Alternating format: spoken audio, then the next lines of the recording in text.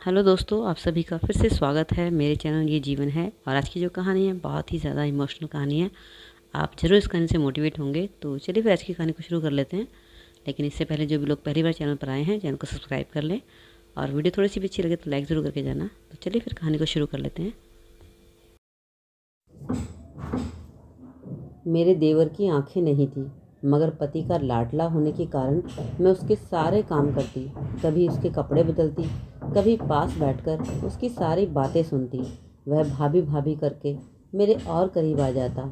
लेकिन एक रात उसके कपड़े बदलने लगी तो उसने अपने दोनों हाथों से मैंने घबरा कर मैं शादी होकर अपने ससुराल आई तो रिश्तेदारों ने मुझे एक कमरे में बिठा दिया।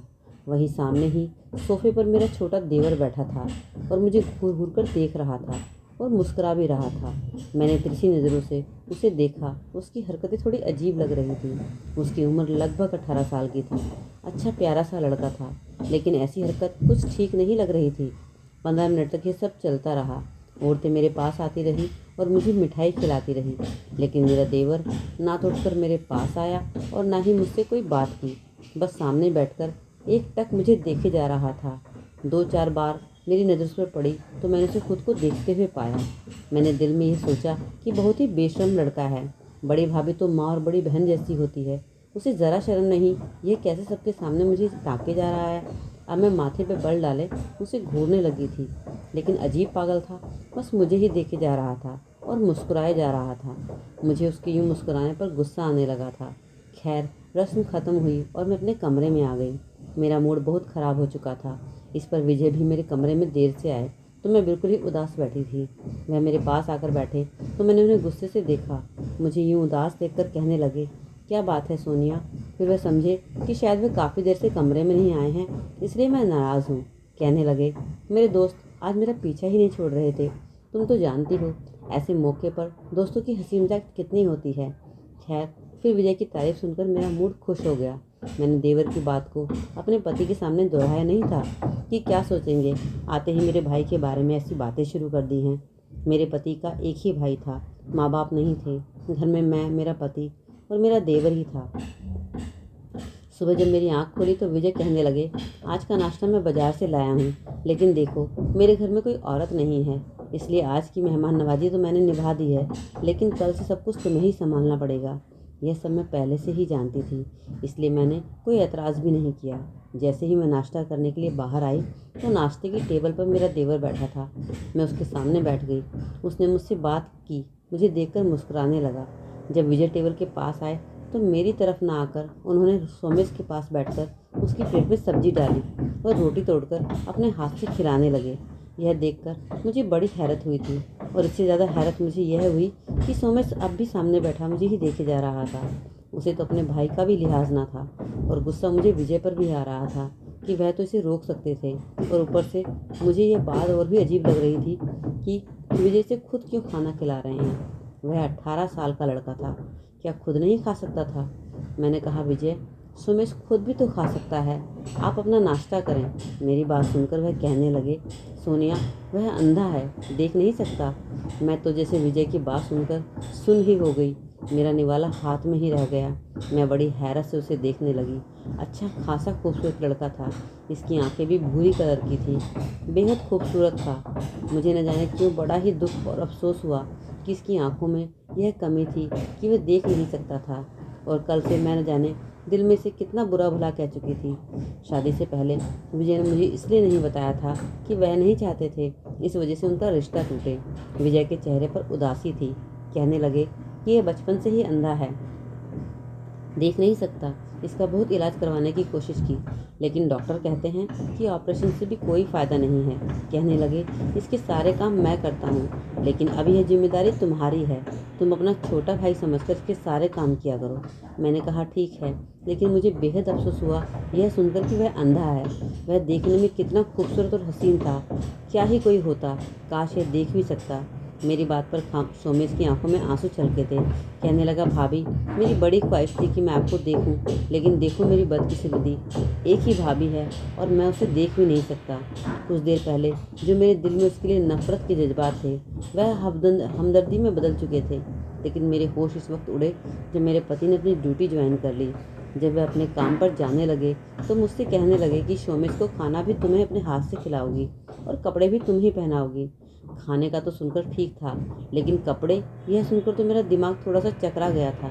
मैंने कहा, यह सही नहीं है, मैं कैसे इसके कपड़े बदलवा सकती हूँ। कहने लगे कि इसे छोटे भाई की तरह समझो, इसे प्यार दो। अब मैं ऑफिस के काम संभालूं या इसे संभालूं, तुम खुद मैनेज कर लेना। यह कहकर वह चले गए। मैं बेहद परेशान थी। अभी ये सोच ही रही थी कि जब मुझे शोमिस के कमरे से पुकारने की आवाज़ आई। वह भाभी भाभी पुकार रहा था। मैं उसके कमरे में गई तो वह पैंट और बनियान पहने खड़ा था। कहने लगा, भाभी ये सब मुझे पकड़ा दो, जाने भाई ने कहाँ रख दिए हैं। पूरे बेड पर हाथ मार के देख चुका हूँ, लेकिन समझ ही नहीं आ रहा कहाँ है। वह शर्ट मांग रहा था जो कि दरवाजे पर लटकी हुई थी। मैंने वह शर्ट उसे पकड़ा दी। उसने शर्ट पहन तो लिया, लेकिन बटन वह आधे तोड़े बंद कर रहा था। मजबूरन मुझे आगे बढ़ना पड़ा। मैंने कहा, तुम छोड़ो, मैं तुम्हारे बटन बंद कर देती हूँ। मैंने उसकी शर्ट के बटन बंद किए तो वह खुश हो गया। कहने लगा, मेरे बाल भी बना दो भाभी। वो कहने लगा, भाभी मुझे अपने हाथ दो तो। मैंने डरते डरते उसे अपना हाथ पकड़ाया था। मैं सोच रही थी कि वह क्यों मेरा हाथ पकड़ना चाहता है। उसने मेरे हाथ को अपने दोनों हाथों में लिया और कहने लगा, आपका बहुत बहुत शुक्रिया। यह कहकर मेरा हाथ छोड़ दिया और कहने लगा, भाभी आपको देख तो नहीं सकता, लेकिन महसूस तो कर सकता हूँ, इसलिए आपका हाथ पकड़कर महसूस करना चाहता था कि भाभी कैसी होती है। मुझे तो माँ की मोहब्बत भी नसीब न हुई। बहुत छोटा था जब मेरी माँ का देहांत हो गया और बाबा भी 2 साल पहले ही मर गए। जब तक मेरे बाबा जिंदा थे तो वही मुझे संभालते थे, लेकिन उसके बाद सारी जिम्मेदारी भाई पर आ गई और शादी के बाद आपके कुछ दिन भी अच्छे नहीं गुजरे कि मेरा बोझ आप पर पड़ गया। वह बड़ा उदास सा होकर ये सब कह रहा था। मैंने कहा, तुम किसी पर बोझ नहीं हो और मुझ पर तो बिल्कुल भी नहीं हो। मेरी बात पर वह मुस्कुराने लगा। कहने लगा, आप बहुत अच्छी हैं, मेरा ख्याल रखती हैं, लेकिन जैसे तैसे वक्त गुजरता गया मेरे देवर की हरकतें कुछ अजीब सी होने लगी थी। वह मुझसे बहुत ज़्यादा खुले मिजाज का होने लगा था। अब तो मुझे खुद पुकार के कहता, भाभी मुझे शर्ट पहना दो, मुझे मुझे 2 बटन सही से बंद नहीं होते। कभी कहता कि तौले से मेरे बाल साफ कर दीजिए। यह काम तो वो खुद भी कर सकता था। मुझे तो लगा था कि बस एक देवर है, एक पति है, मुझे तो घर में कोई काम ही नहीं होगा। लेकिन मैं तो इस सोमेश की वजह से घन चक्कर सी बन गई थी। कभी किचन में बर्तन धो रही होती तो कभी भाभी भाभी चिल्लाने लगता। मैं भागकर उसके कमरे में जाती तो वह हंसने लगता, हाथ में मोबाइल पकड़ा होता। कहने लगता, मेरे साथ बैठकर ही गाना तो सुनो, ज़रा कितना अच्छा है। वह देख नहीं सकता था, लेकिन सुन सकता था, इसलिए मोबाइल पर कहानी और गाने सुनना उसका शौक़ था। मैं कहती, तुम सुन रहे हो तो खामोशी से सुनते रहो। अब मुझे यह बताओ कि मैं बर्तन धोऊं या खाना बनाऊं, या फिर मैं तुम्हारे साथ बैठकर यह गाने और कहानी सुनूं। मैंने बड़े प्यार से उसे डांटा और एहसास भी दिलाया था कि मुझ पर बहुत ज़्यादा जिम्मेदारियां हैं। वह मेरी बात सुनकर हंसने लगा। कहने लगा, मेरे पास बैठो और मेरे साथ यह गाना सुनो, आपकी तबीयत भी खुश हो जाएगी। काम का क्या है, छोड़ो काम को, काम भी कभी ख़त्म हुए हैं। मैं उसके बराबर में बैठ गई। मैंने कहा, अच्छा चलो यह बताओ, अब तुम्हें भूख लगी होगी तो क्या खाओगे। वह हंसने लगा, आपका सर खाऊंगा। मैं उठकर खड़ी हो गई। मैंने कहा, खबरदार, अब तुमने मुझे आवाज़ दी, समझे ना। बस मुझे काम के वक्त ही बुलाया करो, मुझे भी खाना बनाना है। विजय मुझे कढ़ी बनाने के लिए कहकर गए हैं। अब तुम्हें भी तो पसंद है तो, और तुम्हें क्या पता कितना वक्त लग जाता है इसे बनाने में। ऊपर से इतनी गर्मी है कि किचन में खड़ा नहीं हुआ जा रहा। यह कहकर मैं बाहर चली गई। 3-4 घंटे लग गए थे मुझे किचन में काम करते हुए। मैंने कढ़ी बनाई। मैं बिल्कुल थक चुकी थी। बाहर आई तो घर गंदा पड़ा था। घर की सफाई की, फिर सोचा कि देवर का कमरा भी लगे हाथ साफ कर दूं। लेकिन जैसे ही मैं कमरे में दाखिल हुई, वह चीज़ों को टटोल टटोल कर अपना कमरा खुद ही साफ कर रहा था। उसके हाथ में एक कपड़ा था जिससे वह फर्नीचर साफ कर रहा था। यह देखकर मैं मुस्कुराने लगी। मैंने कहा, तुम यह क्या कर रहे हो, मैं कर देती हूँ। मैंने उसके हाथ से कपड़ा छीना तो वह कहने लगा, नहीं आप थक जाएंगी। मुझे बहुत बुरा लग रहा है कि सारे काम भाई ने आपके सर पर डाल दिए हैं। भाभी ऐसा करें, मुझे बता दिया करें, छोटे मोटे काम जो मैं कर सकता हूँ मैं कर लिया करूँगा। वह बड़ी उदासी से और फिक्रमंद होकर कह रहा था। मैंने कहा, कुछ भी करने की ज़रूरत नहीं है, तुम बैठे रहो। मैंने उसका हाथ पकड़ा और उसे पकड़कर बेड पर बिठा दिया और मोबाइल उसके हाथ में थमा दिया। मैंने कहा, तुम बस अपनी वीडियो सुना करो। लेकिन उसने तो मोबाइल के साथ साथ मेरा हाथ भी पकड़ लिया और मुझे अपने पास बैठा लिया। कहने लगा, यहाँ बैठो आप, बहुत कर लिया आपने काम, अब आप कुछ नहीं करोगी। उसने मेरा हाथ बड़ी मजबूती से पकड़ा था। मैंने कहा, सोमेश, ये क्या हरकत है, मेरा हाथ छोड़ो, शाम हो गई है और मुझे चाय भी बनानी है। तुम बताओ, चाय के साथ क्या खाओगे? तुम्हारे चिप्स तल दूँ क्या?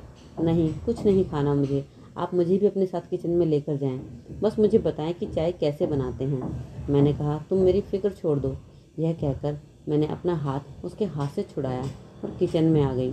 उसके लिए चाय बनाने और चिप्स तलने लगी। फिर उसको चाय दी। चिप्स खाते हुए लगातार मेरी तारीफ कर रहा था। फिर एक दिन वह हुआ कि मेरे होश ही उड़ गए। मुझे सुबह से ही बुखार था, लेकिन विजय को मेरी कोई परवाह नहीं थी। बस मुझे बुखार की दवा देकर चले गए थे। कहने लगे, देखो, तुम बीमार मत पड़ा करो, मेरा सारा घर उल्टा पड़ जाता है। फटाफट से बुखार की गोली खा लेना और खाना घर पर ही बनाना। दोपहर को भी मुझे ऑफिस का कच्चा खाना खाना पड़ता है और घर में आकर मैं बाजार का खाना तो बिल्कुल भी नहीं खा सकता। उनके सामने तो मैंने कहा कि चलो ठीक है, मैं कर दूंगी। लेकिन बुखार की दवा खाने के बावजूद मेरा बुखार कम ही नहीं हो रहा था। शायद मेरे गले में इन्फेक्शन हो गया था। गले में बहुत दर्द था और मेरा बुखार कम होने की बजाय बढ़ने लगा। मैं अपने कमरे में बेसुध लेटी हुई थी जब कमरे पर दस्तक हुई और फिर दरवाज़ा खुला। सोमेश मेरे सामने खड़ा था। मैंने बहुत मुश्किल से अपनी आंखें खोलकर उसे देखा था। वह अपनी स्टिक की मदद से चलता हुआ मेरे पास आया। भाभी, आपको क्या हुआ है? आपने अभी तक मेरा नाश्ता भी नहीं बनाया। मुझे बहुत तेज़ भूख लगी है। मैंने कहा, मेरी तबीयत तो ठीक नहीं है, मुझे बुखार है। यह सुनकर वह परेशान हो गया। मैंने कहा कि मुझे बिल्कुल बैठा नहीं जा रहा है, मैं कैसे नाश्ता बनाऊंगी? वह कहने लगा, क्या आपने भी नाश्ता नहीं किया? मैंने कहा कि नहीं, मेरी हिम्मत नहीं है कि मैं उठकर नाश्ता बना सकूं। ऐसा करो, तुम अपने भाई को फ़ोन कर दो और उससे कह दो कि वे जल्दी घर आ जाएं। मुझसे कुछ भी नहीं हो रहा है। वह मेरी बात सुनकर कमरे से बाहर चला गया। कुछ ही देर बाद उसकी चीखने चिल्लाने की आवाज़ें आने लगी। वह सुनकर मैं एकदम से बेड से उतरकर बैठी और अपने बुखार को भूलकर जल्दी से कमरे से बाहर आई। देखने की आवाज़ किसकी है? किचन से आवाज़ आ रही थी। अब मैं किचन में आई तो मेरे होश ही उड़ गए।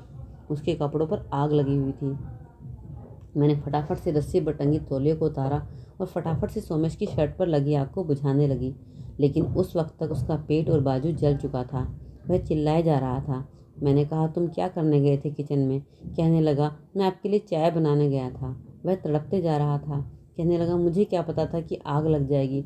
मैंने जल्दी से विजय को फ़ोन किया। वह तो यूं तड़प रहा था कि जैसे उसे तकलीफ बर्दाश्त ना हो रही हो।